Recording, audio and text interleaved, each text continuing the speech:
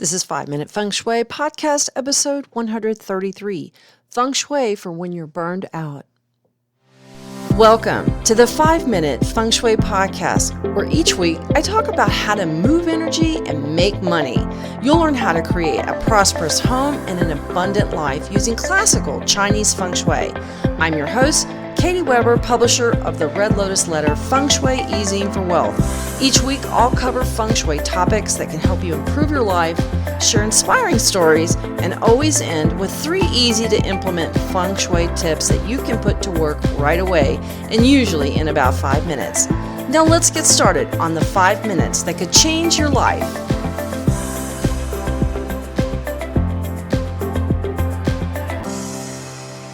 Hello there, my Feng Shui friend. I hope you are having a fabulous day today and that your week's been going all right. We are in the tail end of my kitchen renovation. And let me tell you, it's not a moment too soon.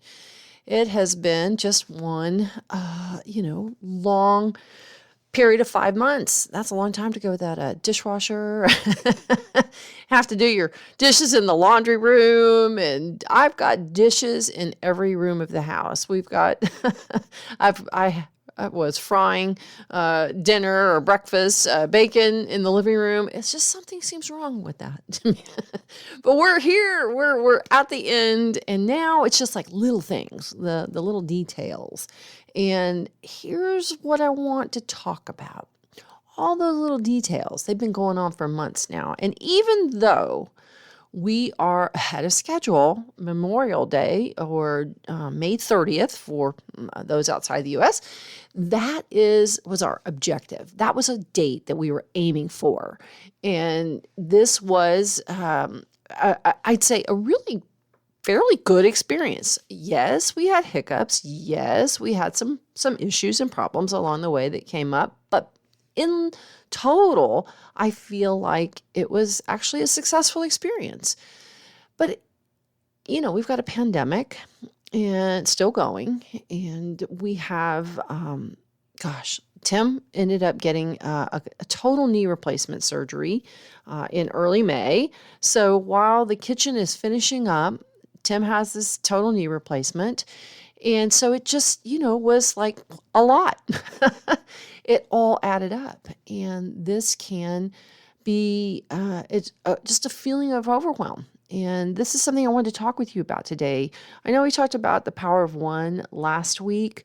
Well, maybe sometimes one is just one too much. And I want to talk about that because this is something that I'm feeling. The other thing you may be feeling is we've got, I don't know if you ever went to a carnival and they have like those rooms that you go to, the fun house, and then you go into the room and then the walls would like start closing in and start squeezing and you're like, oh my gosh, I'm going to get squished. And it plays on your mind. And that's what stress does, and all the details. Now, pandemic is not exactly a walk in the park, but we're all doing it together, right? We're in it together and we're doing it and we're getting through it. God bless India. I just read the reports about the pandemic there, and I think I have so many Indian readers, so many lovely Indian readers, and I just say God bless India and all the Indians that are suffering through this awful pandemic. But we're all in this together, and I know this has been a lot to take on. And then of course, I've got this thing going on, the pandemic, and then my house renovation issues going on, and normal family stuff and career stuff that goes on. It's just piling on. And then Tim has this is his 3rd surgery within a year.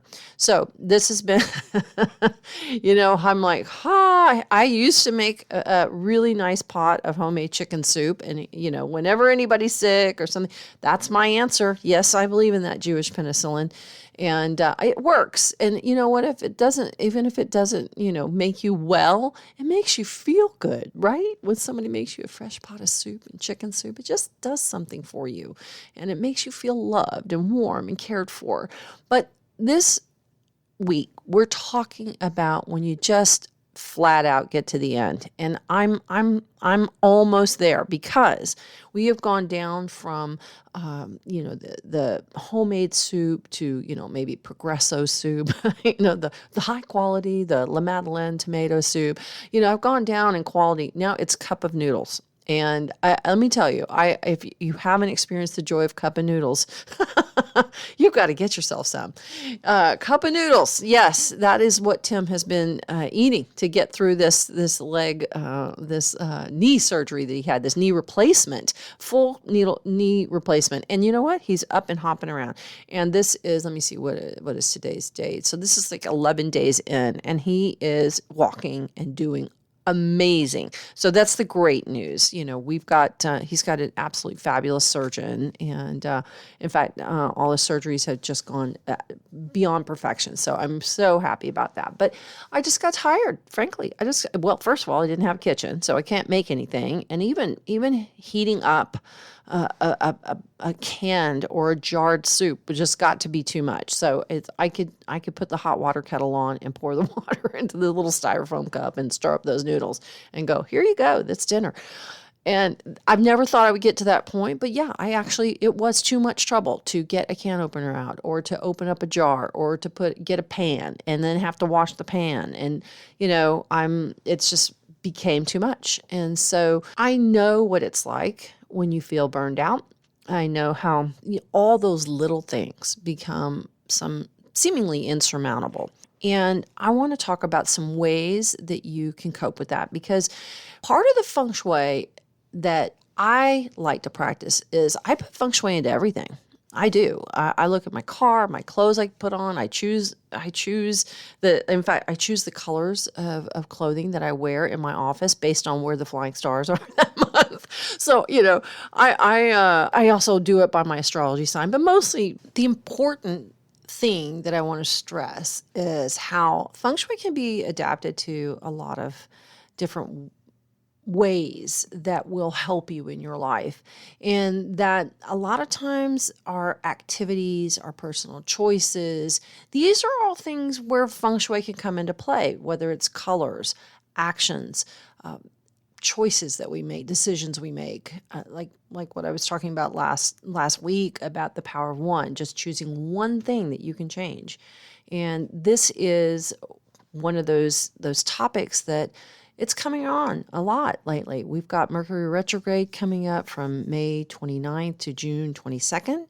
We also have two eclipses, a lunar eclipse on the 26th of May, and then a solar eclipse on June 10th. And this is a very big kind of pressure-filled cosmos we're dealing with. There's a lot of energy. And it's back to that carnival ride that I was talking about, where the walls close in on you and you might feel that pressure, and things that you thought you'd move past, they're just going to loom large. They're going to come back to your awareness. Maybe you thought they had gone away, but they'll come back to your awareness. Old things will crop up again. And there's going to be some changes, and the universe wants us to change. And I've often said that many times the hardest thing to change is not your environment. It's the feng shui, the 6 inches between your ears. That's where we need to feng shui the most. And this is what I want to talk about, is how you can use feng shui for when you're burned out and help yourself cope, because there's a lot of what we're having to deal with right now, just an awful lot. And we've had this year of pandemic, and now we've got this whole big cosmic energy. We just got through the first of the year, and can you believe we are almost at June? That blows my mind to think about it. Time is speeding up, and we feel like time is shorter, and we don't have as much time, and there's so much more to do.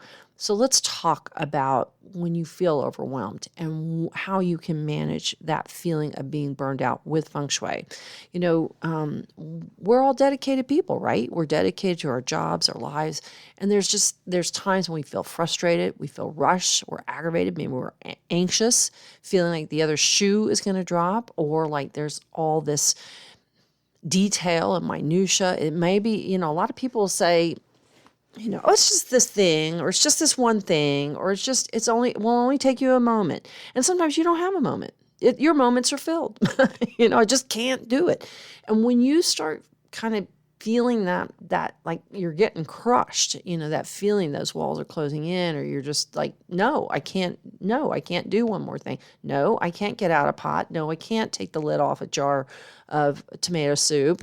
I can't do that. I can pour water.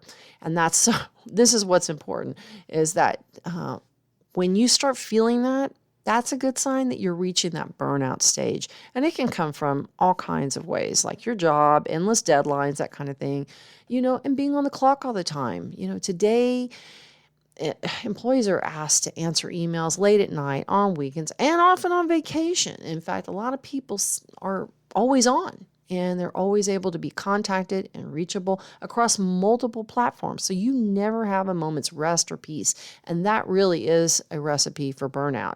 And burnout can also come from caring for everyone and everything, and maybe not enough for yourself. So whether you're a veterinarian or a nurse, or you work in a caring field, feeling like you can no longer offer that same depth of caring or service is called compassion fatigue. But it can also happen when you have a special needs child or maybe elderly family members to care for, just managing life in a busy family. And if it's not all enough, that burnout can leave you doubting yourself and wondering what's wrong with you. And that self-questioning and chastisement, it only adds to your misery. But it's that normal part of burnout, isn't it? And so how does it happen? Let's talk about that. Now, we know Feng Shui is all about balance. And most of the time, burnout is about balance and that you're most likely out of balance, right? So easing that burnout means returning some harmony back to your life. It means feeding yourself, taking care of your emotional, physical, and spiritual needs first. So, so important. It's what they say on the airplanes, right? Put on your oxygen mask first. So sometimes when you've been at the end of the line, the first thing to do is to get at the front of your own line. Let's talk about some feng shui ways that you can improve your energy in your home and life and give yourself a little buildup of some energy reserves so you can feel like yourself again and help yourself feel a little refreshed and renewed. So let's talk about, I start talking about color. And I think color is a great way to brighten your outlook. Now, feng shui colors are a great way to manage that overwhelm. For relationship difficulties, you can wear orange to make you feel bolder in love.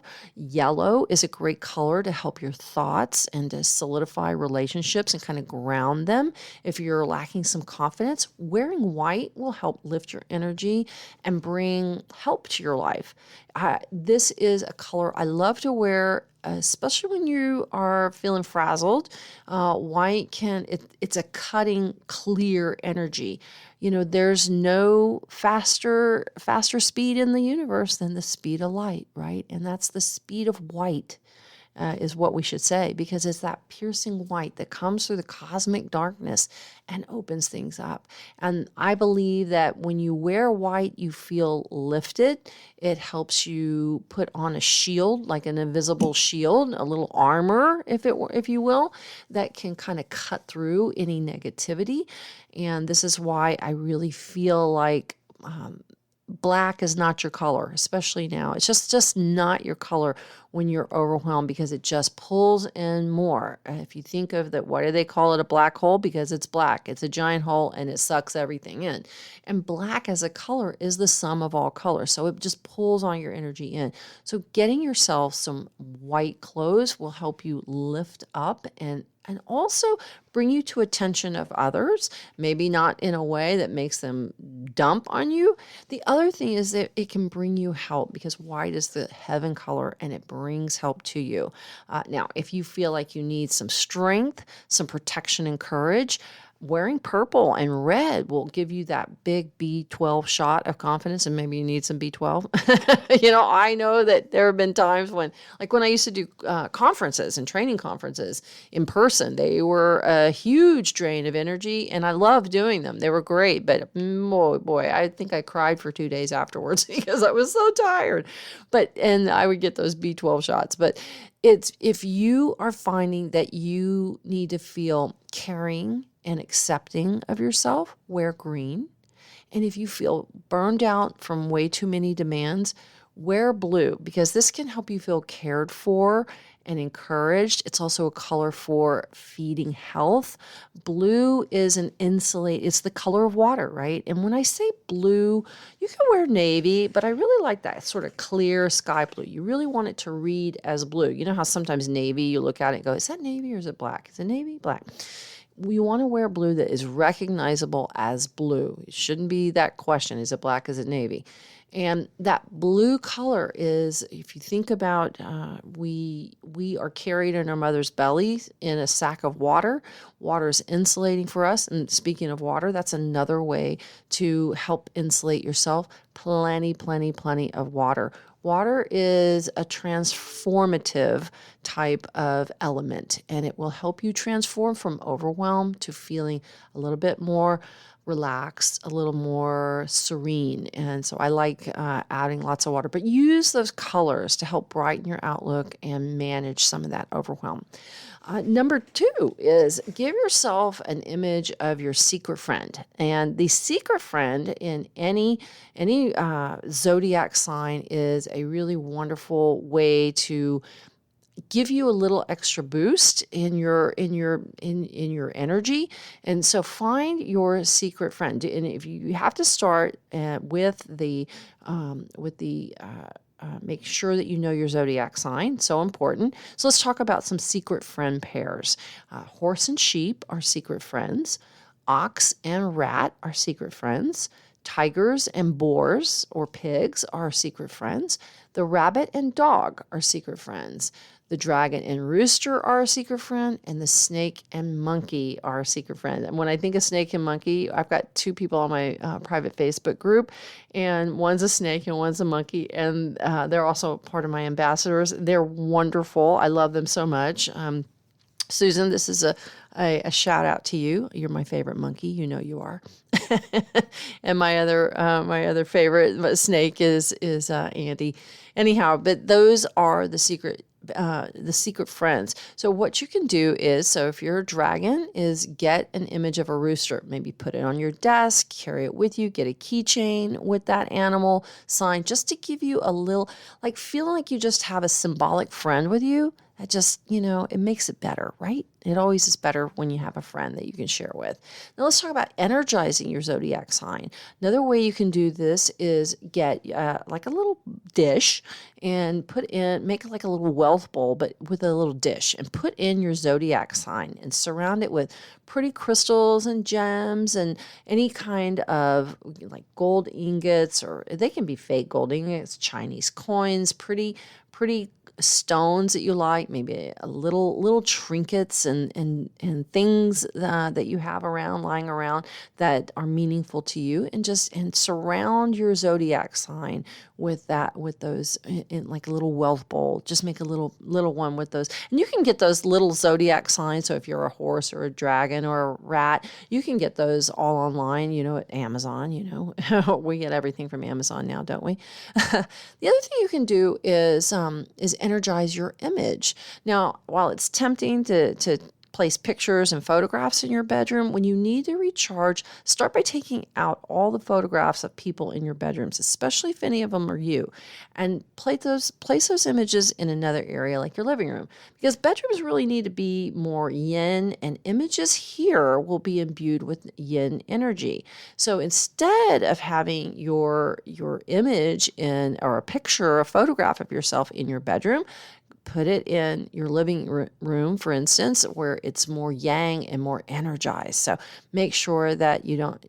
I like the idea of having a bedroom that doesn't have images, so that you really can relax and you don't feel like anybody's looking at you, and you just have time to enjoy and rest and read or watch TV or whatever it is that you do. Yes, I said watch TV. Yes, and I do think if you've got a flat screen and it's not reflective, watch TV, enjoy yourself. I watch TV every single night in my bedroom, and and there are other people that would say, "Oh my gosh, that's so horrible." Listen, I think you should do whatever is best for you. And for me, I love to snuggle up with Tim every night, and we watch a favorite show before bed, and that's just our downtime, our relaxing time, and he gives me awesome foot massages. So I'm perfectly happy to let him watch TV while he gives me a foot massage. I'm a lucky girl.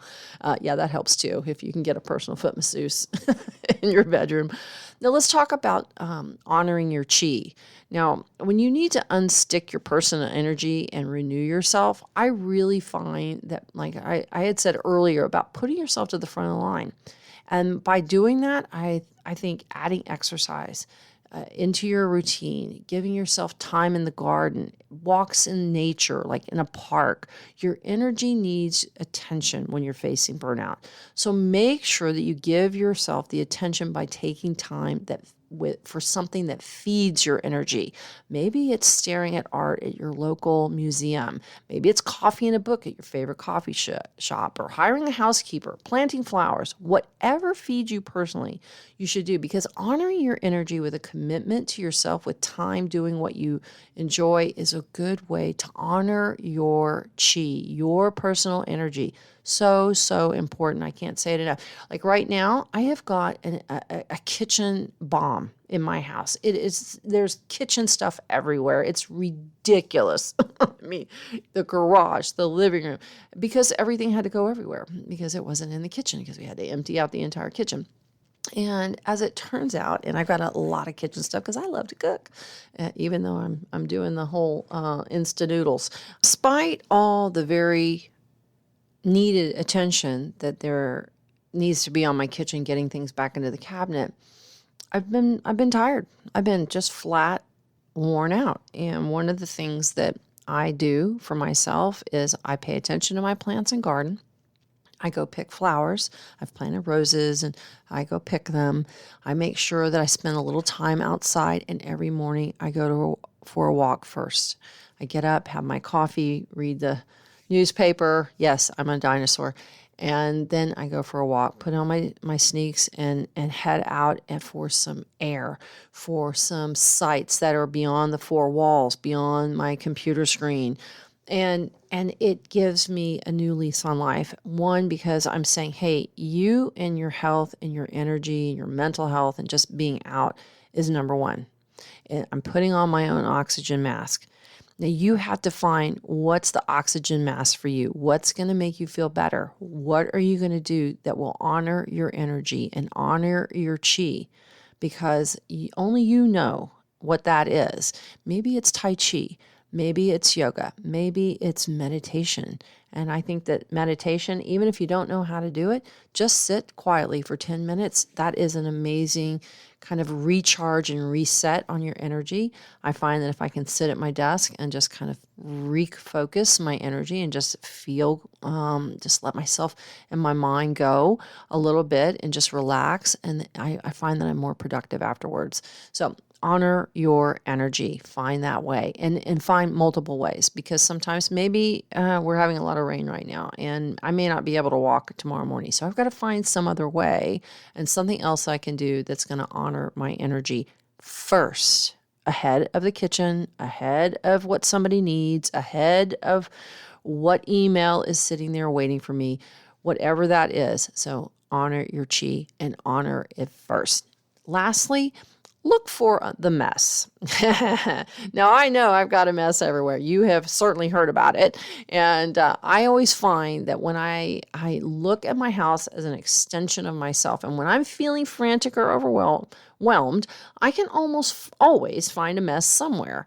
When you have a mess in your house, it symbolizes a mess in your life. So where's your mess? Maybe it's the basement. Maybe it's the attic or your closet or your kitchen or not in your kitchen. The mess is all over the house and not in the kitchen. I'm getting everything put back in slowly but surely. But, we're getting all these last little minute details. But the mess is getting to me. I will tell you that is part of the overwhelm, is the visual aspect that I'm dealing with of dishes everywhere, and a husband that isn't able to carry and walk, and he's using hiking sticks to get around when he walks, so he really can't help me, so I'm kind of on my own, and so I'm putting things up as I can do them, and I am not rushing myself. But what I can say is, when I look around and see the visual stuff, and every time I put something away and I see order again, it lifts me up. So look for all the messes that you can find, large and small, just like me. I promise you, I'm going to be doing it with you, and start tackling them. All right. there we go. We've gotten to the end of this 24 minutes, 25 minutes, something like that. And we are talking about Feng Shui for when you're burned out and what you can do for yourself. So let's go over a couple of important points with 3 important tips. Remember to honor yourself first. Find something that you put yourself first every day, whether that's going for a walk, doing Tai Chi. Find something that honors your energy every day and do it first. Maybe it is making your bed, meditating, whatever that is, honor it first. Use color.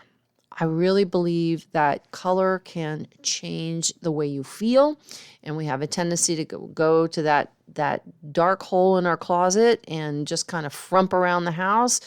That's not helping. And use color. When you need color and you need happiness, get yellow, get bright colors, coral. And I find that when I wear bright colors, I feel better. And white, remember, cuts through a lot. And if you feel like you're a little bit kind of depressed, really stay away from the black colors and go toward those nice, light, bright colors. It'll make a big difference.